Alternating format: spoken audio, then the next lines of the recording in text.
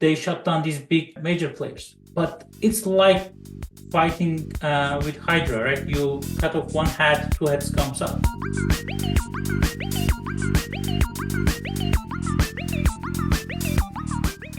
Welcome to Off the Chart, a business of medicine podcast featuring lively and informative conversations with healthcare experts, opinion leaders, and practicing physicians about the challenges facing doctors and medical practices.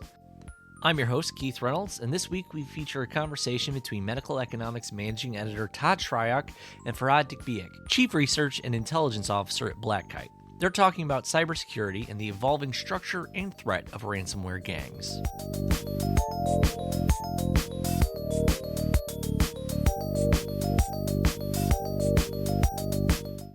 I'm here with Ferhat Dikbiyik, Chief Research and Intelligence Officer at the cybersecurity firm Black Kite, to discuss their latest report on ransomware.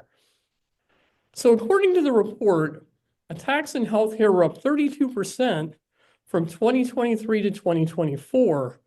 Why did that surge happen? That surge happened because of the shifts and dynamics of the ransomware cybercrime ecosystem. We know that there were these major ransomware groups in 2023, like Lockbit or Affy, and they are working with affiliates, and they are advising their affiliates not to target healthcare institutions or nonprofit organizations. If their affiliate didn't listen to them and attack these institutions, they published apologies and some sort of a twisted PR move or marketing move and providing free decryptors to those companies.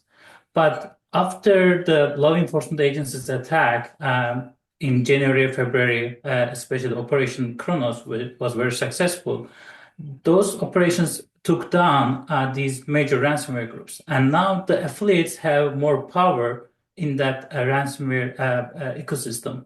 And in the past, it was more like a ransomware as a service provider-driven ecosystem, but it is more like an affiliate-driven ecosystem now. And after all these law enforcement agencies attacks and everything, these affiliates, they got pissed. They said that everything everywhere is targeted. We don't care if it's a healthcare institution or anything. And they start to see this healthcare institution as a low-hanging fruit. There is no that twisted code of conduct anymore, and they can attack and get money. And the attack to change healthcare was kind of like a turning point. When that happened, the group behind the attack, called Black Cat, also known as Affy, they didn't pay the commission to their affiliate, and they exit the cybercrime ecosystem. And now affiliates, they don't want to be in that position again. And there are different ransomware groups. They changed the business model in that ransomware cybercrime ecosystem, saying that, hey, now you get the money first and I will get my commission later. So they changed the business model, and they start to offer very high percentage commission to affiliates, like 90%, up to 90% commissions. Now affiliates have more power. They have more decision to select who to target. And now they are targeting anywhere because they don't care. They just want their money. How do these affiliates work? I mean, they sound like contracted workers like a normal company would use. What are they, and how are they organized? Well, these are usually like in countries that they want money very quickly. They look up to previous these ransomware players and how much money they earned, and they are looking up to them. They are, of course, young kids, but we are not talking about middle-aged, so middle school kids or high school kids. We are talking about the kids in the age of 1920s, the young adults actually. And now these ransomware groups, they have a service called ransomware as a service. In their blog posts or in the hacker forums, they published these affiliate programs saying that, hey, if you join us, I will provide you this ransomware as a weapon that you can target these companies, and when you have a successful attack, I will negotiate the ransom, and then I will pay you a commission. So that's like a MSSP or MSP partner for certain cybersecurity vendors. So it's like a partner kind of a business relationship between the affiliates and the RaaS providers. Like, how many of these affiliates would a ransomware gang employ? Does anybody know? We know that Lockbit, they work with, sorry, hundreds of affiliates. I think the real number is about 140. But currently there are 60 ransomware groups. They are active, that they publish at least one victim. Even if you think that they work on average 10 affiliates, that will become 600 affiliates. I'm sure that the real number is much more than that. Say, Keith, this is all well and good, but what if someone is looking for more clinical information? Oh, then they want to check out our sister site, patientcareonline.com, the leading clinical resource for primary care physicians. Again, that's patientcareonline.com. So with this change in the kind of culture of ransomware, it seemed like most of the attacks in the past were targeted at these large corporate entities, but the report notes that like smaller medical practices are now at risk. Talk a little bit about that. Like, how much risk is there to these smaller players now that so much has changed? When we look into all these ransomware victims in healthcare industry, we realize that 22% of them are the large hospitals, but 25% are the offices of physicians, these small practices.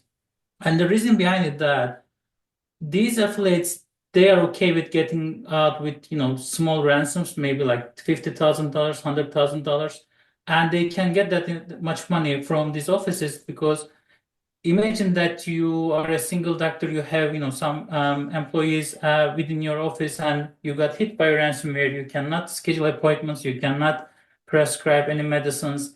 How long you can stand with that? And you don't know this cybersecurity world much. You are always in the medicine. It's not a large corporate behind you. And the only thing that you know that you need to pay the ransom as soon as possible to get your practice back and run your office. So these affiliates, they know this pressure on these offices of doctors, and they target them a lot. Of course, they target the big healthcare institutions as well. But big healthcare institutions now, they know that they shouldn't pay. They know that there are rules like HIPAA regulations and other things behind the scenes. And in fact, I think it was today, UK, they are proposing to ban schools and hospitals to pay ransoms. So the government regulate these, big healthcare institutions, and these ransomware groups, they now use several tools to understand the ecosystem that they target. And they know that if the hospitals don't pay the ransom, they don't target the hospitals, but they target these small clinics. I know there's been some talk of that in the United States of just banning the payment of ransoms to these criminal organizations. In your opinion, does that help, or does it not matter? What are your thoughts on that? Well, it's quite speculative, to be honest. Of course, we shouldn't fund these organizations, because when you fund them, when you pay the ransom, then they have more infrastructure to attack more of the critical infrastructure of the countries. But on the other hand, there's a pressure that I can understand on the victims that they cannot operate when nothing works, right? So of course they shouldn't pay, but banning the payment put extra pressure on the victims, right? They don't know what to do. So if you need to put an alternative, okay, don't pay, I will help you by providing some sort of an insurance, some sort of a help that something happened to you, I will help you. Without some sort of assurance like that, the only option for those victims, they are under pressure and losing money every day, that the one option is just paying the ransom. And we should understand that psychology before putting policies like that. One thing that stood out in the report to me was the change in how their demands are presented. In the past, there was more time to negotiate. now it seems like there's a lot more pay now or else. Mhm. Well, the reason behind it that, in the past we had these major ransomware players. They have good infrastructures, they have resources, they have these negotiation panels, they have call centers and everything. But most of the top 10 players, ransomware players today, they didn't exist last year. So these are all new players. They don't have enough resources to build up these negotiation panels and everything. That's one thing. The other thing is that, especially after change healthcare incident, they don't want to lose time. They just want to get their money. Another, statistic that we have, which is not in this report but in another report, that we measure the time difference between two consecutive ransomware attacks to the same victim. A year ago, the time difference was 6 months apart, 1 year apart, 8 months apart, and so on. But now it is 5 days apart, 7 days apart. The reason behind it is that an affiliate, they deploy a ransomware from one ransomware group. If they don't get their commission very quickly, they deploy another ransomware from another ransomware group. So the patience of affiliates to get paid is getting shorter and shorter. That's why there's no time to negotiate the money. They just want to get the money as soon as possible. Oh, you say you're a practice leader or administrator? We've got just the thing. Our sister site, physicianspractice.com, your one-stop shop for all the expert tips and tricks that will get your practice really humming. Again, that's physicianspractice.com. Why can't law enforcement stop these groups if they're so organized, they're so big? It seems like they'd be easy to find. Why can't they be stopped? That requires a very good international collaboration. Actually, we had that during the Operation Kronos in January, February 2024. All these, law enforcement agencies from UK, from US, from Germany, they collaborated in a very good way, and they shut down major players' dark web blogs. They turned some of the affiliates into their site, and they got too much intel and information. And after all this effort, they shut down these big major players. But it's like fighting with Hydra, right? You cut off one head, two heads comes up.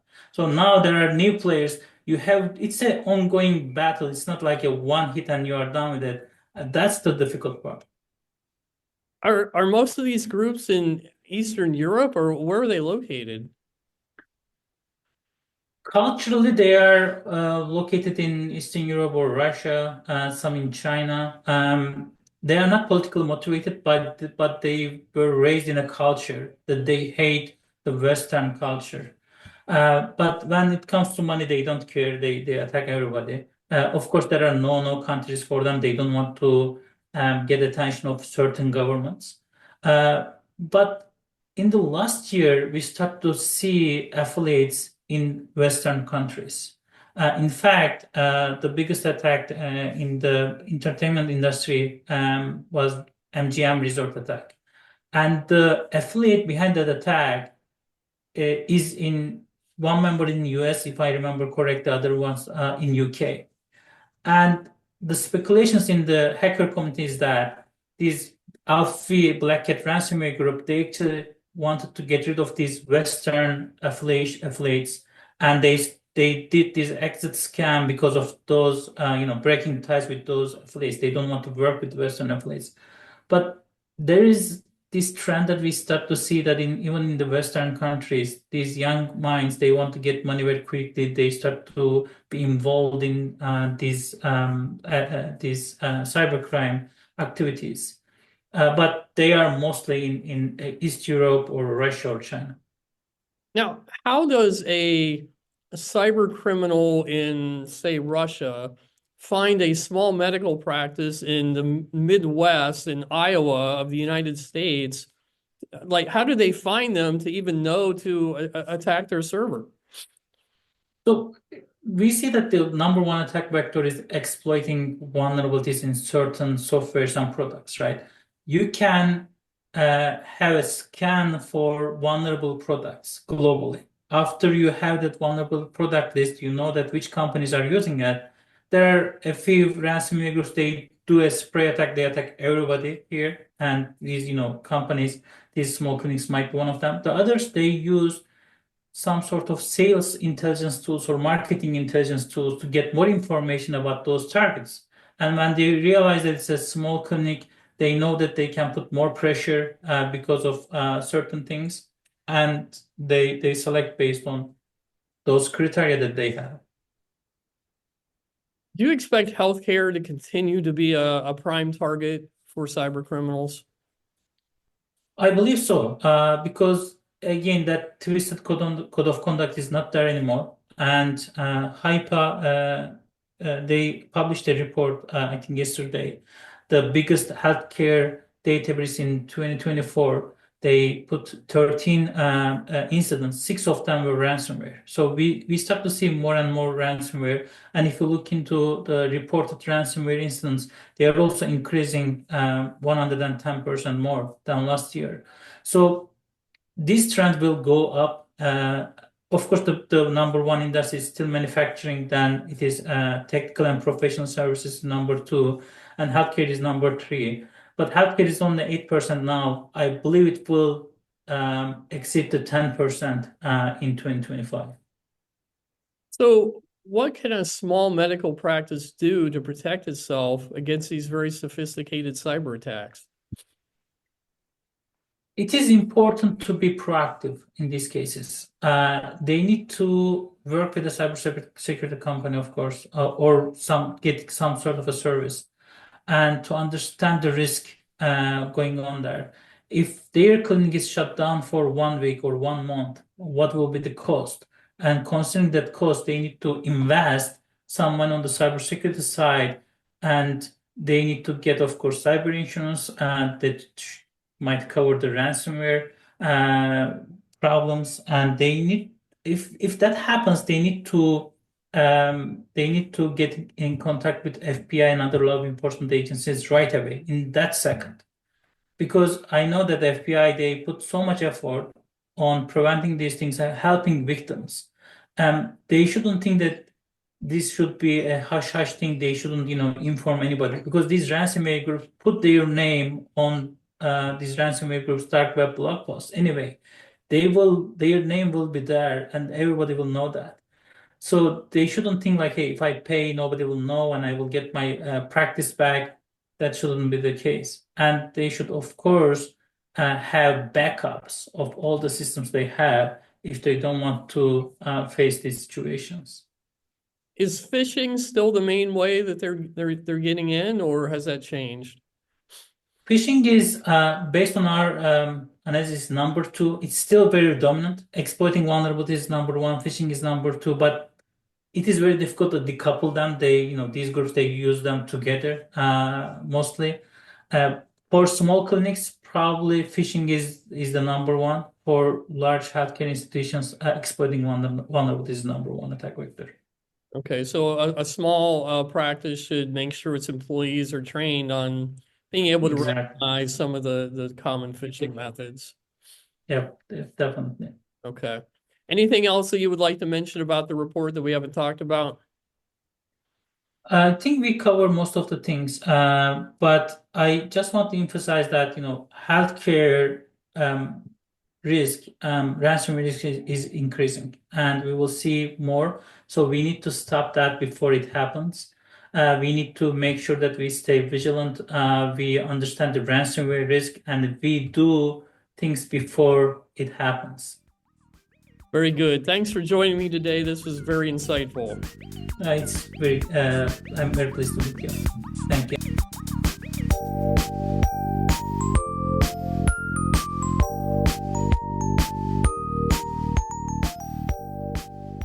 Again, that was Medical Economics Managing Editor Todd Triok and Ferhat Dikbiyik, Chief Research and Intelligence Officer at the cybersecurity firm Black Kite. My name is Keith Reynolds, and on behalf of the whole medical economics and physicians practice teams, I'd like to thank you for listening and ask that you please subscribe on Apple Podcasts and Spotify. Also, if you'd like the best stories medical economics and physicians practice published delivered straight to your email 6 days a week, subscribe to our newsletter at medicaleconomics.com and physicianspractice.com.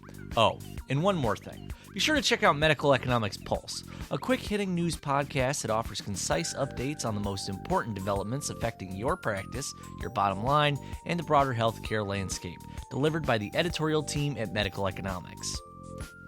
Off the Chart, a Business of Medicine podcast, is executive produced by Chris Mazzolini and produced by Keith Reynolds and Austin Luttrell. Medical Economics, Physicians Practice, and Patient Care Online are all members of the MJH Life Sciences family. Thank you.